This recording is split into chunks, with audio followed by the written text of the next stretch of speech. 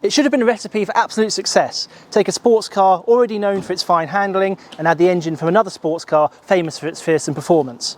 But unfortunately, the reality of the MGC was very different. It became one of the most controversial and unloved sports cars to come out of 1960s Britain. But that was a long time ago. Let's take an MGC for a drive now and see if its reputation is really deserved.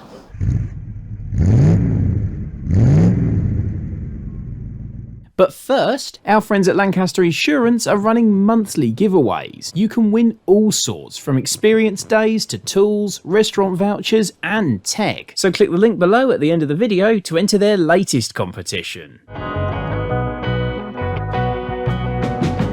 Welcome aboard the MGC, the car that had all the ingredients for greatness but spectacularly failed to achieve greatness. And there's quite a story behind that, as you might expect. So by the late 1960s, the British Motor Corporation was sitting on a pile of profits made by selling British sports cars around the world, let's face it, mostly in North America. But those profits had not been enough to sustain the entire organisation, which was making a loss on its ordinary saloon cars. But it had to keep making new sports cars, keep this profitable bit of the organisation going, but it didn't have much money to do so. It also had the problem that it hadn't been funneling the profits from those sports cars into development of those cars. It had been going to prop up the saloon cars, which were not making back that money. So the sports cars it was making, the MGB and the Austin Healey 3000 particularly, although they were popular with the enthusiasts that bought them, they were falling behind in terms of design and engineering, because these were products of the late 50s and early 60s. So BMC needed to replace these cars with new ones and improved ones, but on a very limited budget. So someone had the bright idea of, well, the MGB is a modern car, it's got a monocoque body, it's still selling well, good suspension, good refinement, and the Austin Healey 3000 had a very big powerful engine but was falling well behind dynamically because it was basically a product of the early 1950s. So why not put the engine from the Healey into the body of the MGB? Unfortunately, no one who heard that idea liked the sound of it.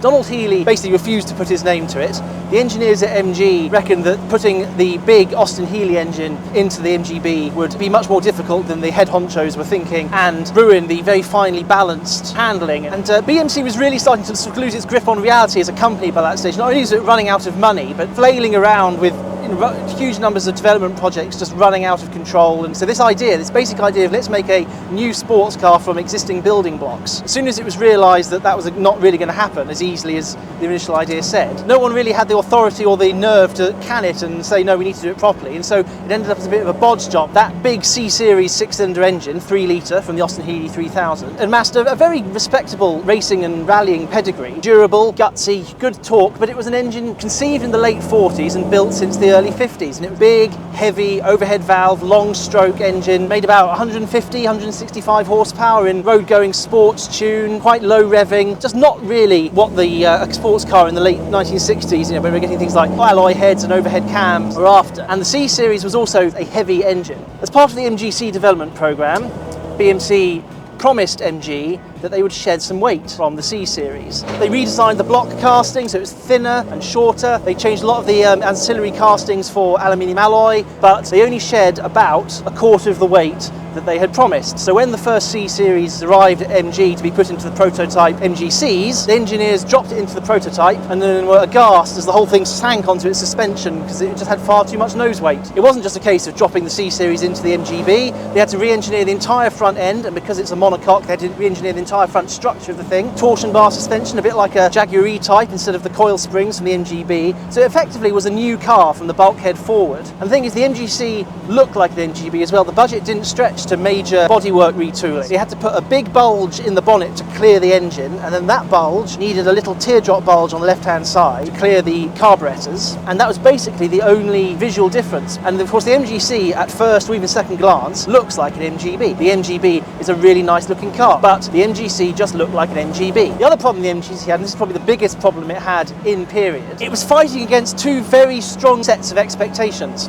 Your MGB fans had heard that there was a more powerful MGB coming. They probably set their sights a bit high, and the MGC wasn't just a more powerful MGB because it had that very different engineering. Equally, the Austin Healey fans, hearing that there's a modern replacement for the Austin Healey 3000, were also disappointed because the Austin Healey 3000 won its enthusiast base by being a very raw, very uncompromising, proper man sports car. And because the MGC was based on the MGB, it wasn't that either. The MGB always was a very accessible sports car with very good ride, very good soft road holding. Both Stands were disappointed. It wasn't a spiritual successor to the Austin Healey 3000, and it wasn't just a high-performance MGB. It then had a rather botched launch. BMC's press department had again set expectations rather high, and then there's also anecdotal evidence that the BMC agent in France, where they held the launch, either made a mistake or was not sufficiently informed by his superiors at BMC and set the tyre pressures wrong, so they handled like pigs, and that really got the MGC reputation off to a very bad start. It really did feel like the parts bin special, then hastily re-engineered to meet its own limitations, that it was. The handling wasn't bad, but again, coming after the Austin Healey 3000 MGB, and they both in their own way handle well. The MGC just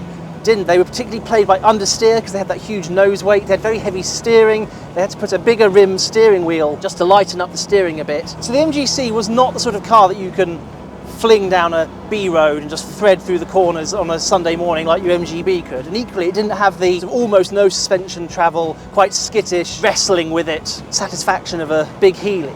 And after 2 full years on sale, it sank without trace, really. No one gave it a second thought. That's not quite true, because in the finest edition of British sports cars and the British motor industry, the enthusiasts and the backshed tinkerers have looked at the MGC and seen the potential and the fact that it is made out of fundamentally good building blocks, and eked out a lot of that untapped potential that BMC just sort of threw up its hands at, and that is what we're driving here. It has had most of the very common upgrades to turn it into the car that it perhaps should have been all the time. Let's start with the engine. The standard C-Series in the MGC had twin SU carburetors. This one has triple twin-choke Webers. It also has a free-flow exhaust. It has a slightly spikier camshaft. It just helps the engine breathe a bit better, makes it much more tractable at low speeds. Always the C-Series strength in the first place, and if we drop a gear,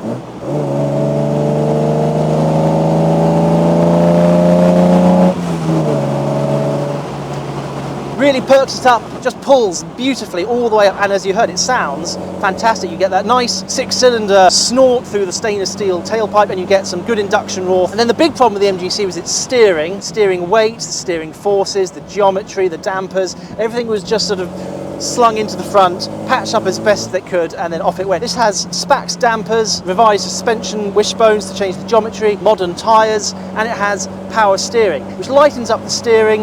Yeah, it doesn't have much feel because it's power steering, and fundamentally it is still an MGC, but you can drive it with one hand. You're not soaring away, you're not having a full body workout. Shorn of its expectations, not thinking of it as a 6-cylinder MGB or as the successor to the Austin Healey 3000. The MGC is a really nice car. It is a, maybe not sports car, sports tourer par excellence. This engine is so unstressed and so effortless, and yet it's very refined, it's smooth, it's comfy. It is at heart an MGB, so the MGB was always a very refined sports car, and this gives it legs and comfort and torque, and you can just waft along here, and it's brilliant for that. It's brilliant, and it's got enough performance to be fun, enough performance not to feel stressed, a nice soundtrack. It's a really good package, particularly with these improvements. See, as we come up to a corner here, we can see that this one, with its power steering and its revised dampers and its tweaked geometry, throw it in.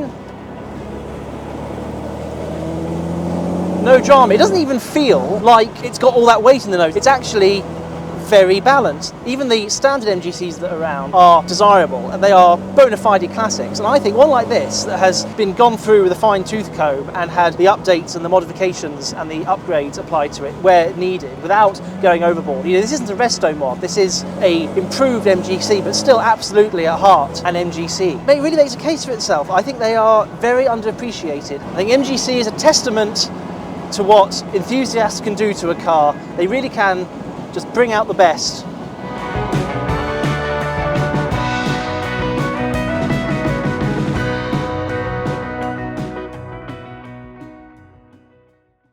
This video is proudly sponsored by Lancaster Insurance. Give them a call on 01480 400 889 for an insurance quote on your classic car. And don't forget to click the link below to enter their latest competition.